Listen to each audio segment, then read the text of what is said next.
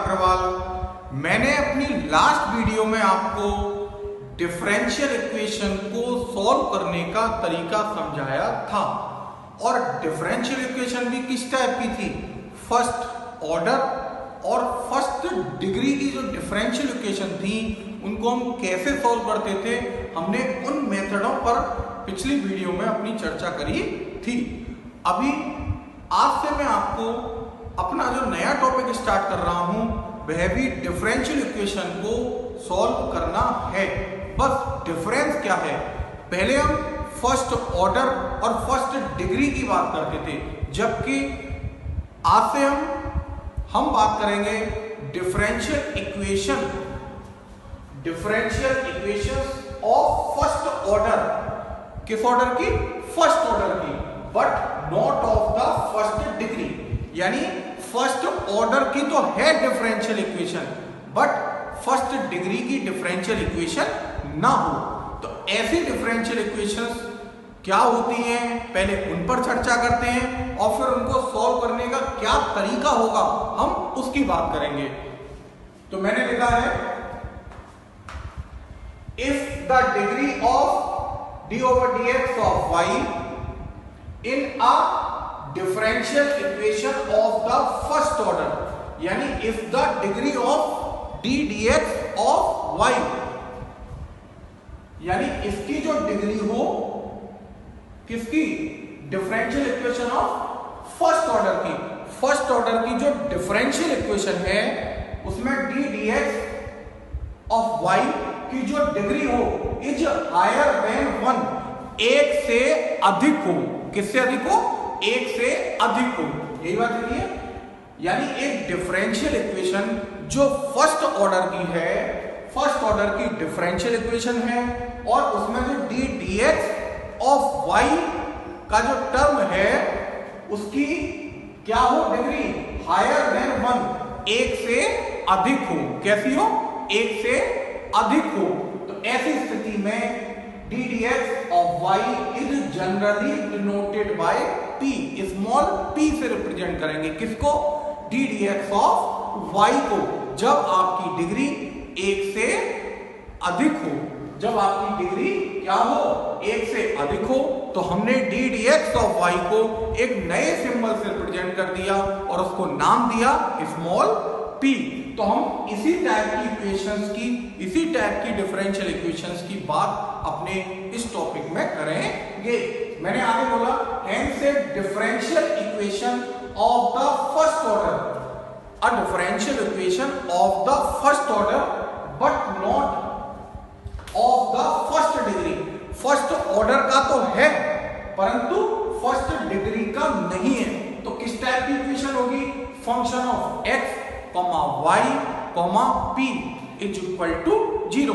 यानी आप जानते थे जब हमने लास्ट डिफरेंशियल इक्वेशन की बात करी थी तो वहां x जिसको हमने क्या लिया था, इंडिपेंडेंट वेरिएबल के रूप में वर्क करता था, जो y था वो डिपेंडेंट वेरिएबल के रूप में वर्क करता था और d dx ऑफ y और आता था जिससे वो डिफरेंशियल इक्वेशन बन जाती थी।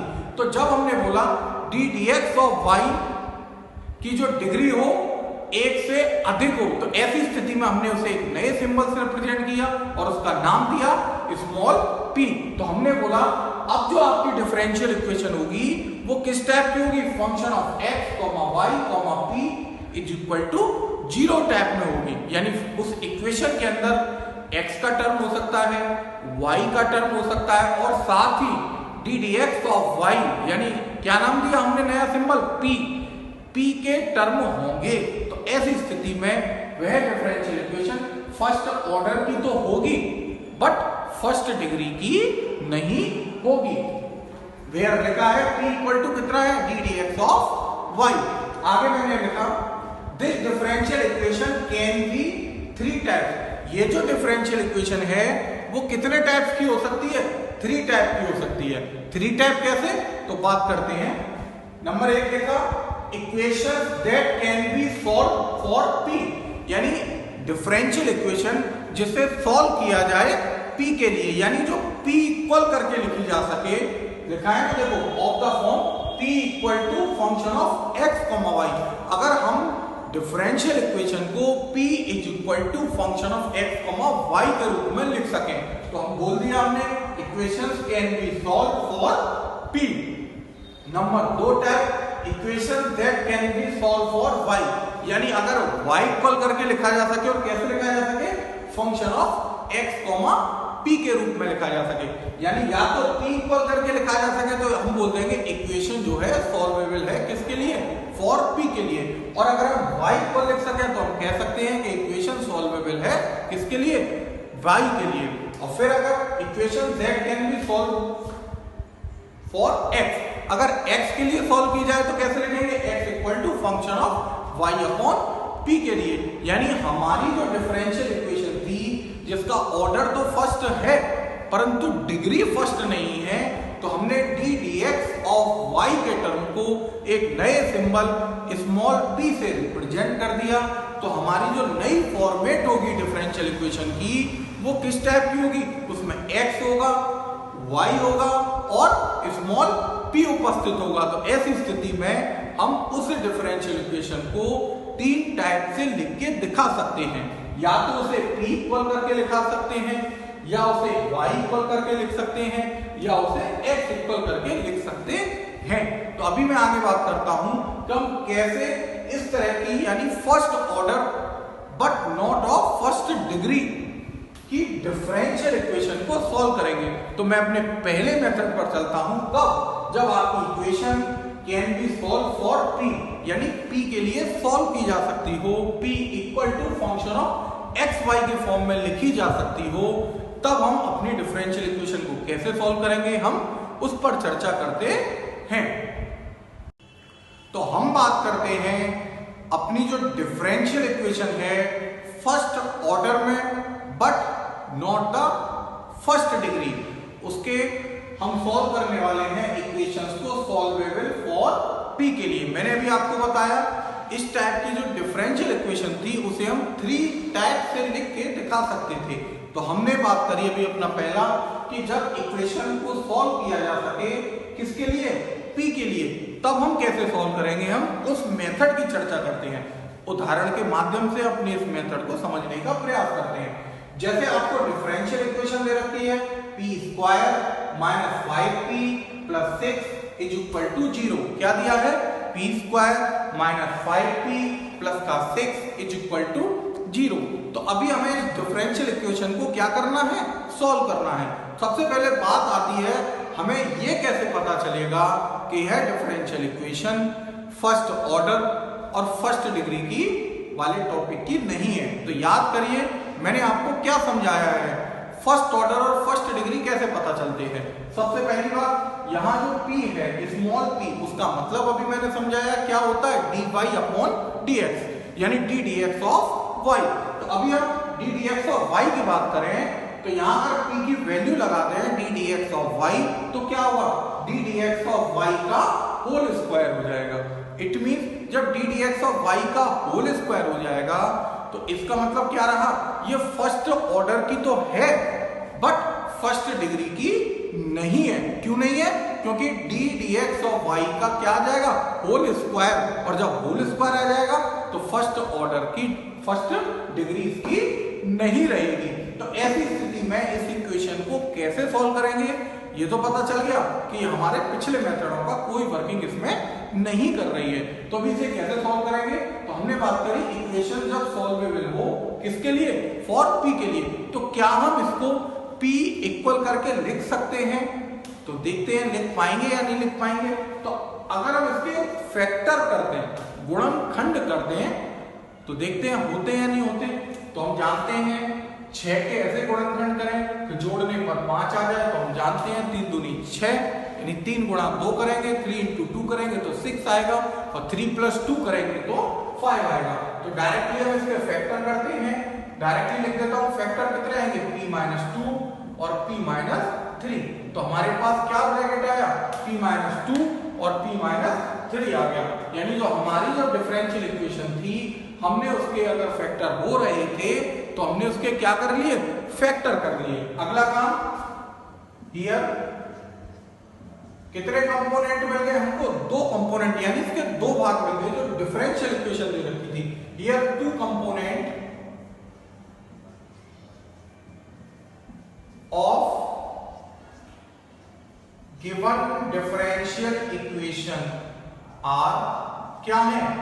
p minus two equal to 0, इसे इक्वेशन 1 डाल दिया, और दूसरा क्या? And p minus 3 equal to 0, इसे हमने इक्वेशन 2 डाल दिया।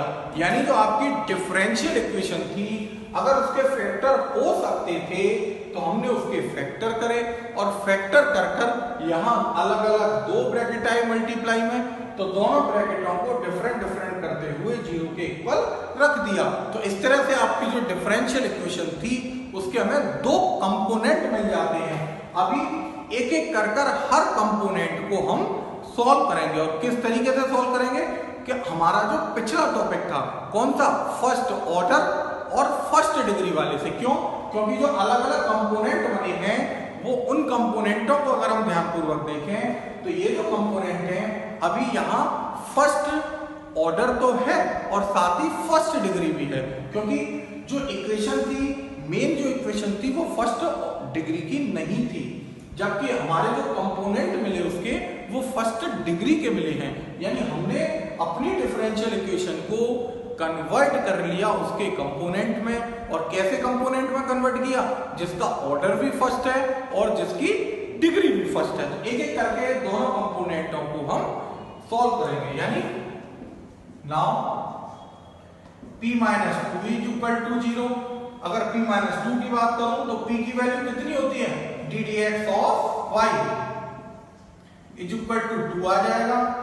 p के प्लेस पर कितना? ddx ऑफ y, और माइनस का 2 उधर ले जाके कितना हो गया? 2। इसे हम सॉल्व करेंगे ऑन इंटीग्रेटिंग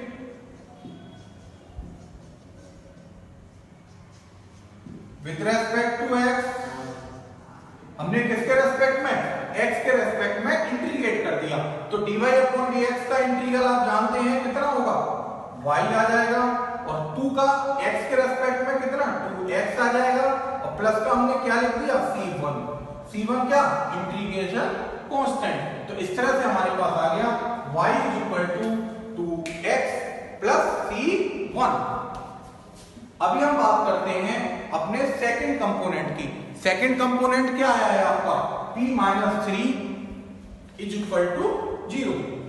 आल्सो हमने चुना p minus 3 is equal to 0। जैसे इसको सॉल्व किया था सेम इसी तरह से इसको भी सॉल्व करते हैं। कैसे? p के प्लेस पर क्या लिखना है? ddx ऑफ y, क्या आ गया? ddx ऑफ y, और माइनस का 3 RHS में जाएगा तो आपके पास आ जाएगा इक्वल में कितना? 3। अभी हम क्या करें अगला काम? इसका भी क्या करते हैं? ऑन इंटीग्रेटिंग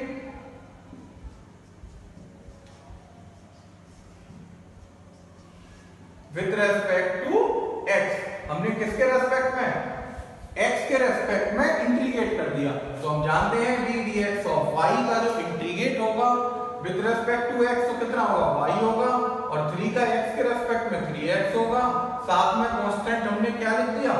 c2 लिख दिया। तो इस तरह से हमने जो अपनी डिफरेंशियल इक्वेशन थी उसके कंपोनेंट बनाए और उन कंपोनेंटों को अलग अलग सॉल्व किया।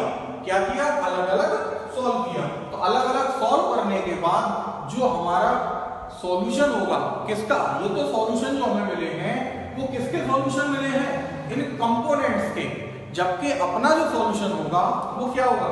इसलिए आप लिख सकते हैं सॉल्यूशन ऑफ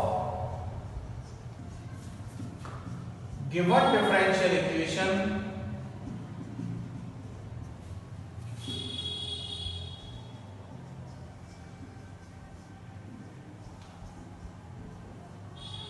इक्वेशन बी। क्या होगा solution of differential equation B? आपको पता था जो डिफरेंशियल इक्वेशन थी उसके हमने क्या बनाए थे? कंपोनेंट, और जो कंपोनेंट बने थे वो दोनों कैसे थे? दो फैक्टर के रूप में थे।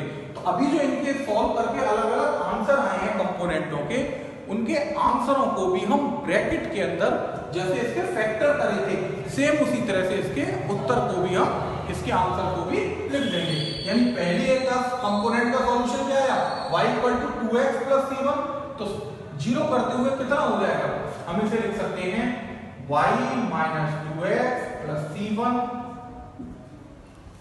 पहला ब्रैकेट, ठीक, पहले कंपोनेंट का सॉल्यूशन उसे लिख दिया 0 करते हुए।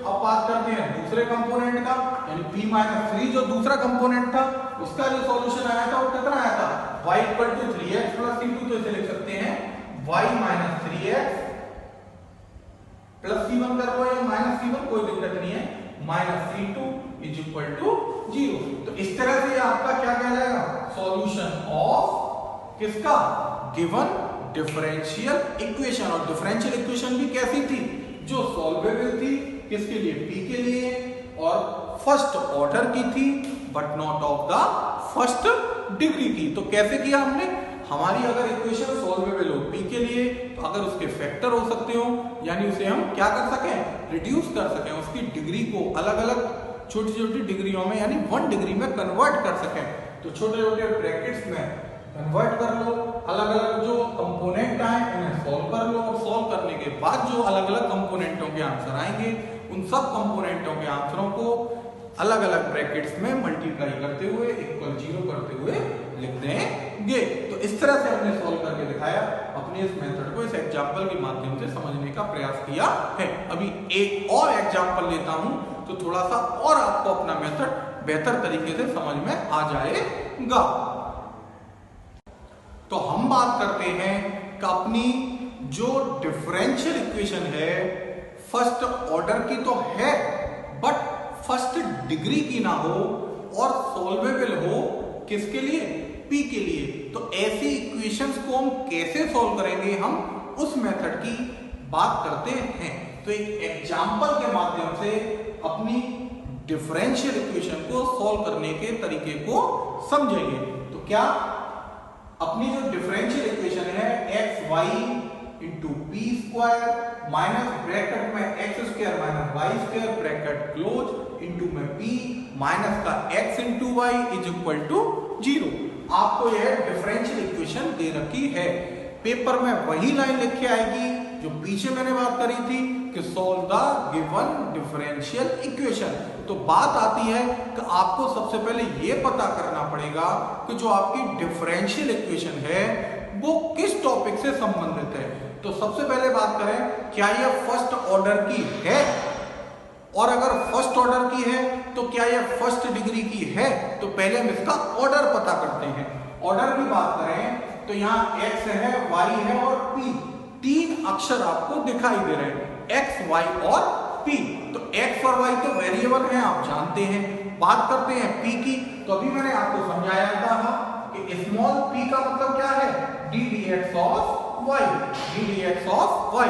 इसका मतलब p का मतलब ddx ऑफ y है, ठीक। तो यहाँ p है, यहाँ p² है, तो p है और p² है, तो इसका मतलब p की जगह तो होगा ddx ऑफ y और p² की जगह क्या होगा, ddx ऑफ y का होल स्क्वायर। तो अभी आप मुझे बताइए, क्या यह है जब इसमें p के प्लेस पर ddx ऑफ y रखूंगा तो क्या 2 टाइम का डिफरेंशियल मिलता है या उससे अधिक डिफरेंशियल मिलता है, नहीं मिलता।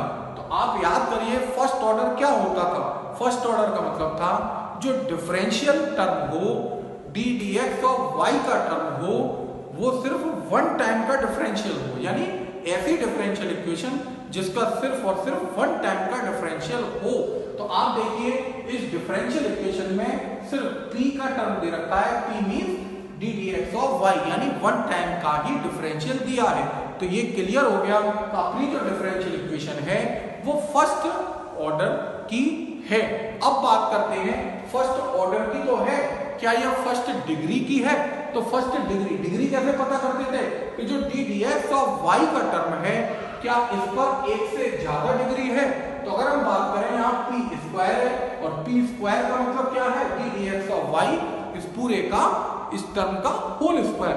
तो इसका जब स्क्वायर आ गया इट मींस हम कह सकते हैं कि जो डिफरेंशियल इक्वेशन है ये फर्स्ट ऑर्डर की तो है परंतु फर्स्ट डिग्री की नहीं है। अगर मैं पूछूं इसकी डिग्री क्या है तो इसकी डिग्री कितनी है 2। कितनी डिग्री है 2 और ऑर्डर कितना है 1। तो इसका मतलब यह है फर्स्ट ऑर्डर का है परंतु फर्स्ट डिग्री का नहीं है। तो अभी हमें पहचान हो गई कि अपना जो टॉपिक है वो जो अभी टॉपिक समझाया था उससे संबंधित है। तो अभी हम बात करते हैं क्या इस इक्वेशन को सॉल्व किया जा सकता है पी के लिए, यानी क्या हम इस इक्वेशन को सॉल्व कर कर इसकी जो डिग्री है कितनी डिग्री है इसमें 2 डिग्री का है, क्या इसे रिड्यूस कर कर इसके ऐसे कंपोनेंट बनाए जा सकते हैं जिसमें 1 डिग्री आता हो, यानी p इक्वल लिख सकते हैं क्या इससे p की वैल्यू निकाल सकते हैं क्या।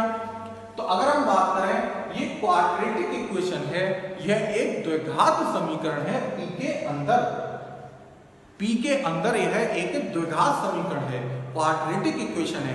अगर मैं इसे सॉल्व करूं तो शायद इसे सॉल्व किया जा सकता है या तो इसके फैक्टर मेथड की विधि से या फिर हो सकता है इसमें श्रीधराचार्य अपने फॉर्मूले का यूज करते हुए। तो अभी हम इसे अगर सॉल्व करें तो शायद इसे नॉर्मली भी सॉल्व किया जा सकता है फैक्टर निकालते हुए। कैसे, xy इंटू पी स्क्वायर है माइनस इस p का ब्रैकेट में मल्टीप्लाई करता हूं माइनस का मल्टीप्लाई करते हुए, तो माइनस का x square into P plus का y square into P minus का xy इज इक्वल टू 0।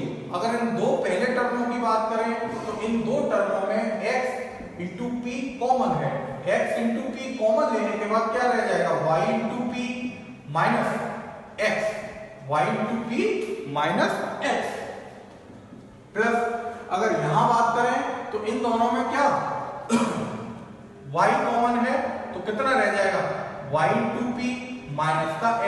तो इस तरह से इसके आराम से हमने क्या कर लिए फैक्टर कर लिए और कितने आए, पहले ब्रैकेट में आया y into P minus x और सेकंड ब्रैकेट में x इंटू पी प्लस का y इज इक्वल टू 0। तो इस तरह से हमने देखा जो अपनी डिफरेंशियल इक्वेशन थी जो p में थी क्वाड्रेटिक थी उसके हमने बिना किसी कठिनाई के फैक्टर कर लिए और फैक्टर करने पर हमको दो डिफरेंट फैक्टर मिल जाते हैं। यानी ये जो डिफरेंट फैक्टर मिले हैं ये हमारे कंपोनेंट कहलाते हैं। क्या कहलाते हैं, कंपोनेंट। किसके कंपोनेंट, अपनी दी गई डिफरेंशियल इक्वेशन के। तो हम लिख सकते हैं the component of given differential equation are क्या हो गए, पहला कंपोनेंट हो गया yp minus x is equal to 0, इसे डाला इक्वेशन नंबर फर्स्ट, और दूसरा कंपोनेंट अपना है xp plus y is equal to 0, equation number second. अगर ये मान के चलिए p में क्यूबिक इक्वेशन होती एक और ब्रैकेट आ जाता। यानी अगर हम कहने का मतलब यह है इस मेथड का हम यूज तब करेंगे कब, जब हम दी गई डिफरेंशियल इक्वेशन को सॉल्व कर अगर हम p की वैल्यू फाइंड कर सकें।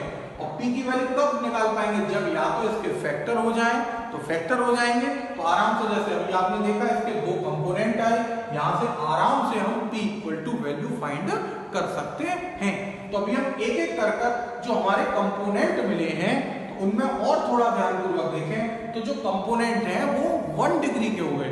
अभी ये जो पहला कंपोनेंट लिखा है अगर मैं इसमें बात करूं तो इसमें भी x है, y है और p है। p का मतलब ddx ऑफ y है। इट मीन यह भी एक जो कंपोनेंट हमें पहला मिला है यह भी एक डिफरेंशियल इक्वेशन है। और किसमें है डिफरेंशियल इक्वेशन, फर्स्ट ऑर्डर की है और फर्स्ट डिग्री की है। इसी तरह से जो सेकंड कंपोनेंट मिला है उसका भी ऑर्डर फर्स्ट है और डिग्री भी उसकी क्या है फर्स्ट। तो अभी हम इन दोनों कंपोनेंटों को अपने जो पिछले मेथड थे उन मेथडों की सहायता से सॉल्व करके देखेंगे। तो अभी हम बात करते हैं पहले मेथड की। पहला मतलब कंपोनेंट, पहला कंपोनेंट है yp minus x is equal to 0। तो इसे हम p इक्वल टू करके लिख लेते हैं। p इक्वल टू लिखें तो कितना आ जाएगा, p इक्वल टू आ जाएगा x अपॉन y। कितना आ गया, p equal to x upon y। और p की वैल्यू कितनी है, अभी हमें पता है p इक्वल टू है अपना d dx ऑफ y। तो p को हटाकर क्या लिख देते हैं, d dx ऑफ y और इक्वल टू है x upon y।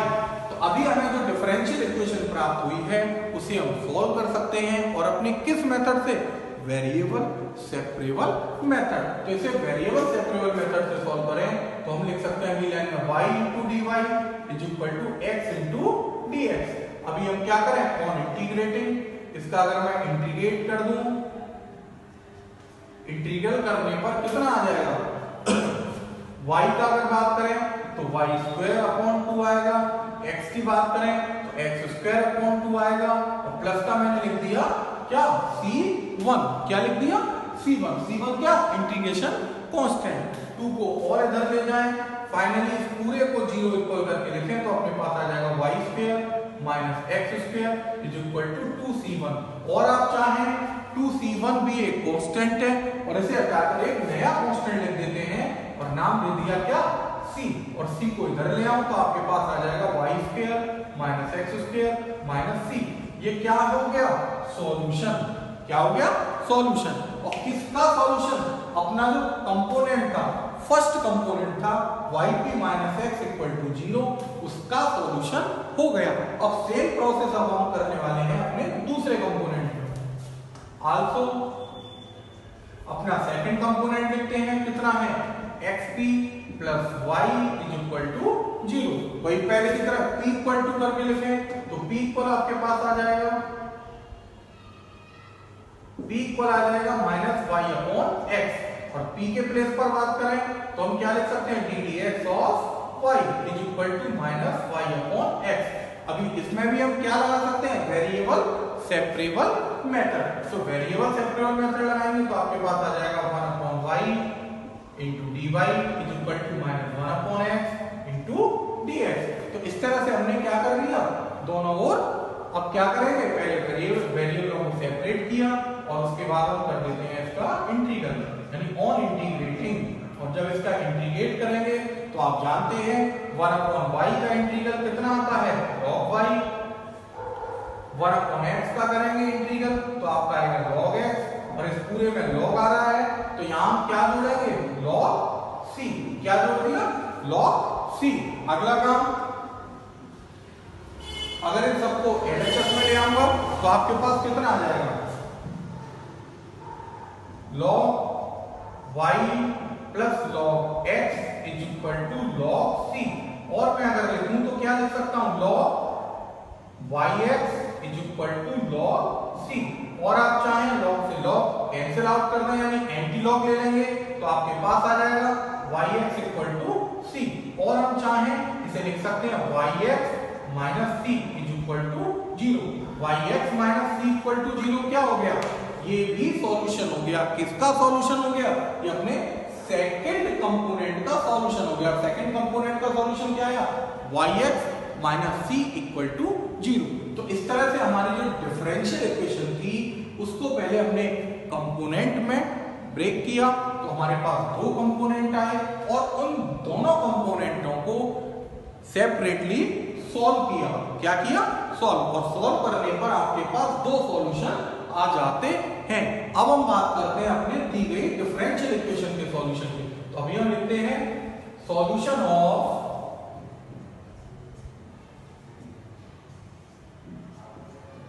Given differential equation B. क्या हो जाएगा सॉल्यूशन, इसका जब सॉल्यूशन लिखा जाएगा दी गई डिफरेंशियल इक्वेशन का, तो याद करिए जब डिफरेंशियल इक्वेशन थी हमने इसको कन्वर्ट किया था दो कंपोनेंटों में, दो फैक्टर्स में, मल्टीप्लाई में। तो इसी तरह से जो सॉल्यूशन आए हैं उन कंपोनेंट के, उन कंपोनेंटों के जो सॉल्यूशन है उनको भी मल्टीप्लाई करते हुए लिख देंगे, इक्वल 0 करते हुए। तो पहले वाले का क्या आया था, पहले वाले का आया था आपका y square minus x square minus c is equal to 0। कितना, y square minus x square minus c is equal to 0। तो पहले कंपोनेंट का सॉल्यूशन पहले ब्रैकेट में इनटू में, दूसरा कंपोनेंट था तो इनटू में दूसरे कंपोनेंट का सॉल्यूशन। कितना, y x x माइनस सी, कितना yx माइनस सी, और इक्वल टू लिख देंगे 0। यही आपका क्या है सॉल्यूशन। किसका सॉल्यूशन? दी गई डिफरेंशियल इक्वेशन का। कौन सी डिफरेंशियल इक्वेशन? जो कि फर्स्ट ऑर्डर की तो थी परंतु फर्स्ट डिग्री की नहीं थी, और वो जो डिफरेंशियल इक्वेशन थी उसे हम सॉल्व कर सकते थे किसके लिए? पी के लिए। यानी हमने उस इक्वेशन को कुछ इस तरह के फॉर्मेट में बनाया कि जो क्वाड्रेटिक थी या क्यूबिक थी उसके हमने फैक्टर करते हुए अगर हम उससे p की वैल्यू निकाल सकें, p इक्वल करके लिख सकें, और उसके बाद हमने क्या किया, जब p इक्वल करके लिखा तो हमें जो कंपोनेंट मिले उनको सॉल्व किया अपने किस मेथड से? फर्स्ट ऑर्डर और फर्स्ट डिग्री वाले मेथड से, और फिर जो फाइनली सॉल्यूशन अलग अलग आए कंपोनेंटों के उन्हें कंबाइन करते हुए हमने अपनी दी गई डिफरेंशियल इक्वेशन का सॉल्यूशन फाइंड किया है। तो इस तरह से अपना इस सवाल के माध्यम से हमने सीखा कि कैसे अपनी डिफरेंशियल इक्वेशन जो फर्स्ट ऑर्डर में तो है बट फर्स्ट डिग्री की नहीं है उसे कैसे सॉल्व करेंगे, हमने उसकी चर्चा करी है। अभी मैं अपनी अगली वीडियो में इसी first order but not of the first degree के अगले मेथड के माध्यम से कैसे उस डिफरेंशियल इक्वेशन को सॉल्व करेंगे हम अपनी अगली वीडियो में बात करेंगे। तब तक के लिए नमस्कार।